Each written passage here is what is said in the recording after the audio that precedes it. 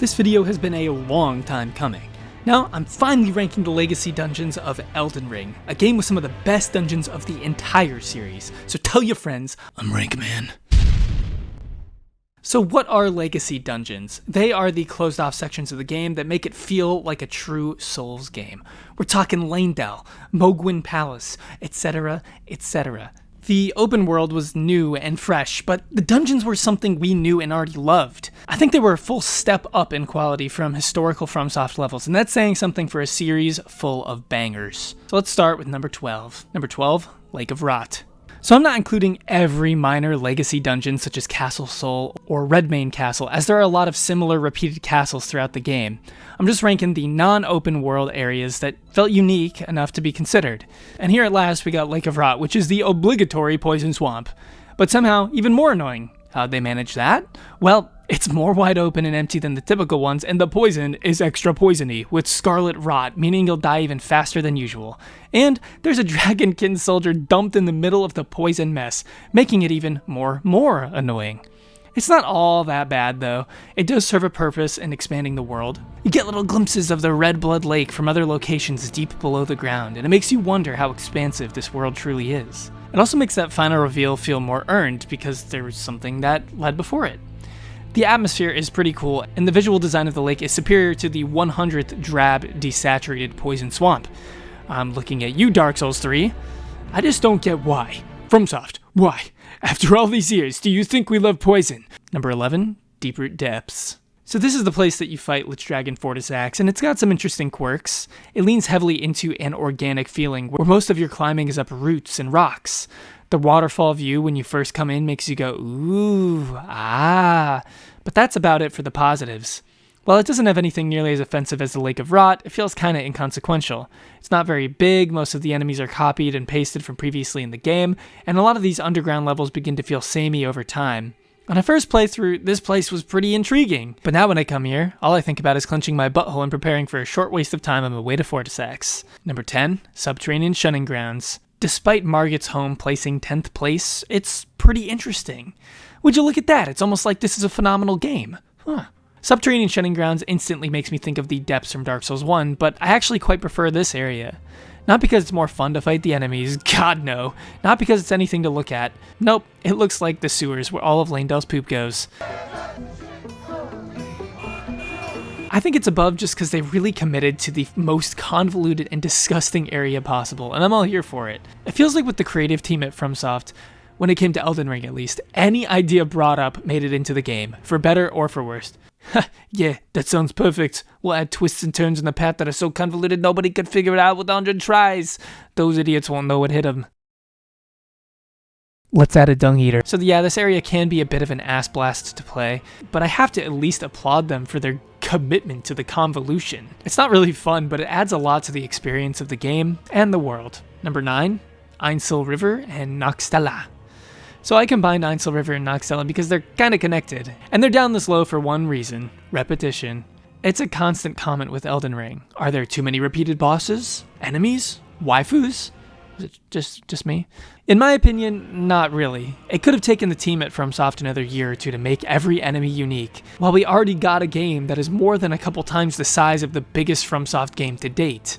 But that doesn't mean every single thing is perfect. There's a lot of novelty to your first entrance into the underground cities, so the fact that a huge facet of the game is discovering another city that looks pretty similar is kinda disappointing. It would have been really nice to have a clear difference between the visual design of Nokstella and Nokron. With that being said, the city looks so goddamn cool I can't help but still get giddy about it.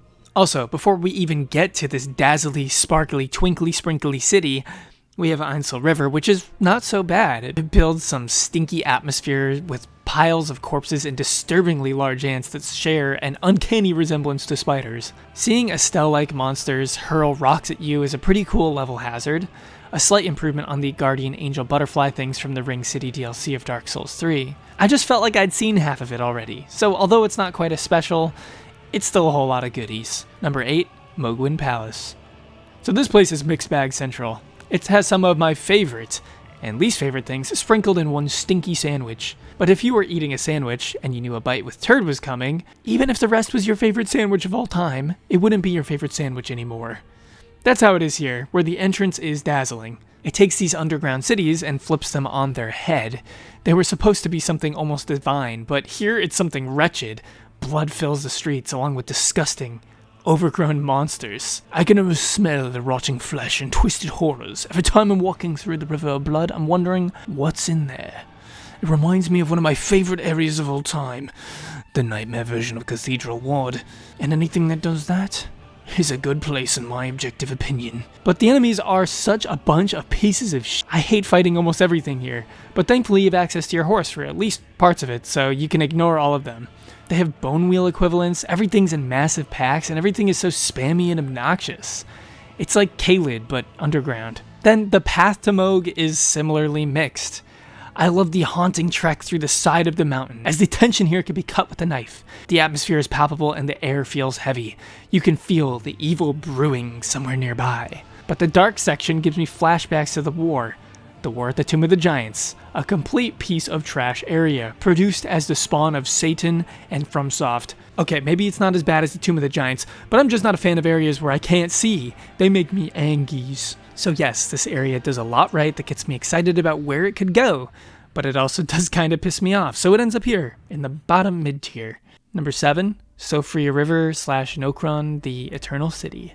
This is the point where I'm pretty much only going to be saying positive things, as there is a massive jump in quality from the last placing to here. While Mohgwyn Palace was a mixed bag, this is just a good bag. The main reason Nokstella was pulled down was because we had already been shocked by an underground astral city, and here's the OG, and it does not disappoint. I'll never forget the first time I went down that elevator and realized, wait, that's a long elevator. Wait, it's still going. It's so long. That's what she said. When I saw the stars on the underground sky, I was transfixed. While the archers can be a massive pain in the ass from time to time, their singing and glowing weapons add a lot to the area. I don't dislike them really, but they do seem to have my number more than they should. Like, come on, man, does he miss? Oh, of course not. And there it is again. Like I said, every idea possible is thrown into this game, and this is one that is just a home run. A tiny bit of the impact is lessened by having some of the other underground cities, but that's not really a knock on this area now, is it? I love the aboriginal quality too, as we summon flames to fight the ancestor spirit. I often get lost in FromSoft games, and this is one of the places where every time I get stuck, I don't really mind because of how awesome the atmosphere is. Number 6, Academy of Raya Lucaria. A lot of the mage-heavy areas in previous Souls games kind of piss me off. You have Shrine of Amana, the Duke's Archives, or even the Grand Archives.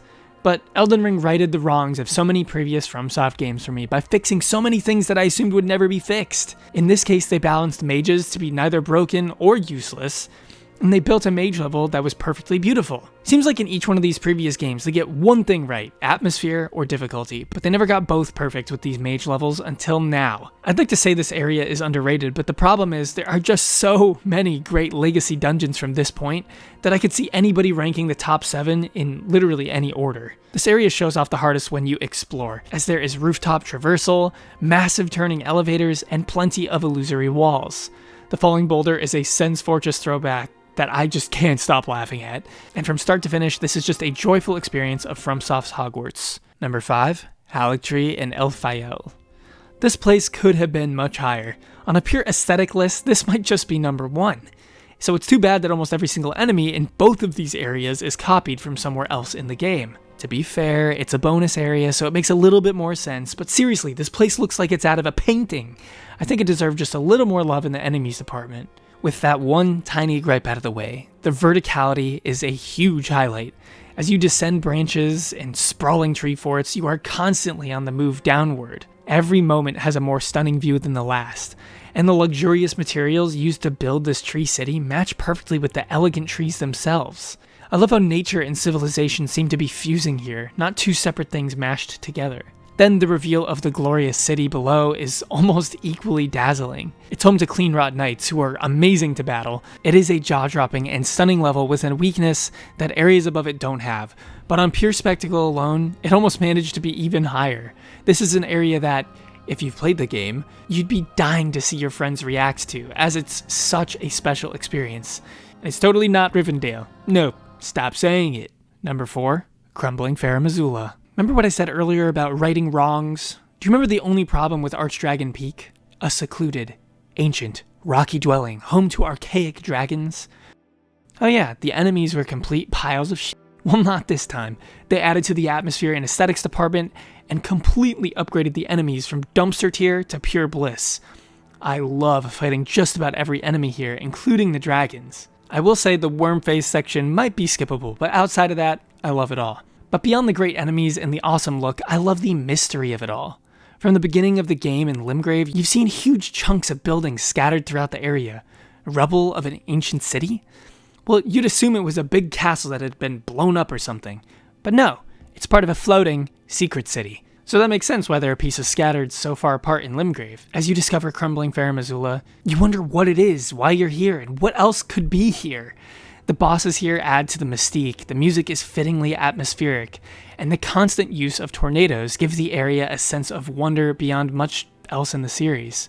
I guess the dragon area is comparable in that way, but this is executed just much better on a gameplay level. It's deceptively massive and can take dozens of hours to fully explore, and it's one area. Like I said, this game is on another level. In almost any other game, this would be a top 2 contender, but not here. It's just too good for its own good. A modern travesty. Before I give you my top 3, I must inform you of something very tragic. 94% of you are not subscribed. This is the saddest news of the last 4 seconds. Please remedy this horrendous wrong, and like and subscribe to the channel for more awesome content. Now back to Souls. Number 3, Volcano Manor. If you've seen my top 15 areas of Soulsborne video, you know this one ranked exceedingly high, 4th to be exact. I will admit, I might have overrated it just slightly, as the hype of finishing a new Soulsborne game can rustle my jimmies in the best way possible. It hasn't really fallen much though, as it still contains that classic FromSoft intrigue that defines the best possible areas. This area excels at standing out in a crowd of fantastic areas. Not only in look, but in theming and again atmosphere. There's something terrifying about being here, surrounded by apparent torture devices. There are jump scares, and the town reminds me of the streets of Yharnam and their descent into beasthood. I found the streets of the first section to be intentionally referencing Yharnam, and considering that is one of my favorite areas of the entire series, that made it an absolute win. But it references this while keeping its own haunting identity. It leans heavily into torture and horror, but also lava and decay. Each corner has its own secrets, and I love that its existence alone is hidden. It feels intentionally disconnected from the rest of the game, like its own secluded mini-story. While some of the enemies are a bit spammy, it fits that terrifying atmosphere, especially as they come thrashing from the shadows. Such a unique spot that kept me on my toes for what FromSoft had coming next. Number 2, Stormveil Castle. Stormveil slipped under my radar in my first playthrough. Perhaps because aesthetically we've seen this before. A darkened castle is nothing new to the Souls universe, but every playthrough I've realized how much I underrated it. Simply put, this castle is dense, which is clear from the moment you discover the option to approach the castle in different ways. The scale is daunting, and this place sets the stage for the heightened quality of Elden Ring's legacy dungeons. While there are strong castle levels throughout the Souls series, this is the one that feels most like a true castle in my eyes. The knights here are animated to perfection, and both present a threat, but are easily bested with precision and care.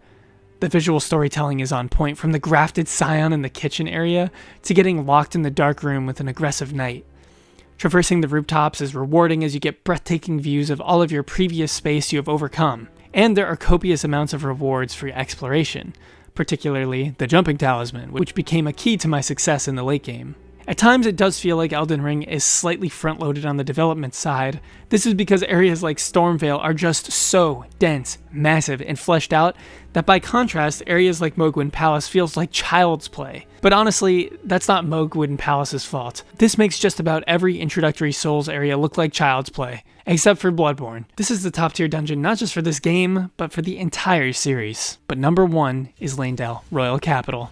What can I say about this dazzling city that has not already been said? This has to be the most common choice for the best area in the series at this point, let alone in this game. It's clear that the amount of time and development that went into this area alone could almost match the entirety of some of their previous games. From the moment you step into the light and see the city framed in all of its golden glory, you know you're in for a treat. Rather than being a city to gawk at, it's a city you can see every single depraved corner of. And every corner is housing a distinct treat. So many times in the series, we explore castles, cities, or fallen civilizations, and your initial feeling is excitement at the prospect of sinking your soul's teeth into something hardy. In reality, not a lot of the castles feel like castles, and not a lot of the cities feel like cities. There are some notable exceptions, but this is perhaps the strongest of all. The devotion in Elden Ring to make every area, besides some of the underground sections, feel completely and totally distinct from others pays off in spades here.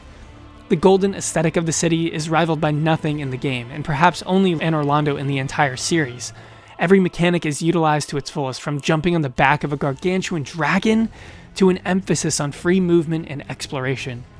The city plays as a hub to multiple connecting areas, from the sewers to the endgame to Altus Plateau. The enemies are iconic, challenging yet balanced, and everything you see, you can achieve. It was shocking when this hit at the mid-game, but this area is so strong, they had it return again in the endgame with the Ashen version. There is a reason this is always at the tippy top, and I think it's one of the few times I can fully jump onto the bandwagon and say this is one of the areas of all time. But what do you guys think? Let me know your ranking of the Legacy dungeons down below, and be sure to like and subscribe for more Souls content. See you later. Peace.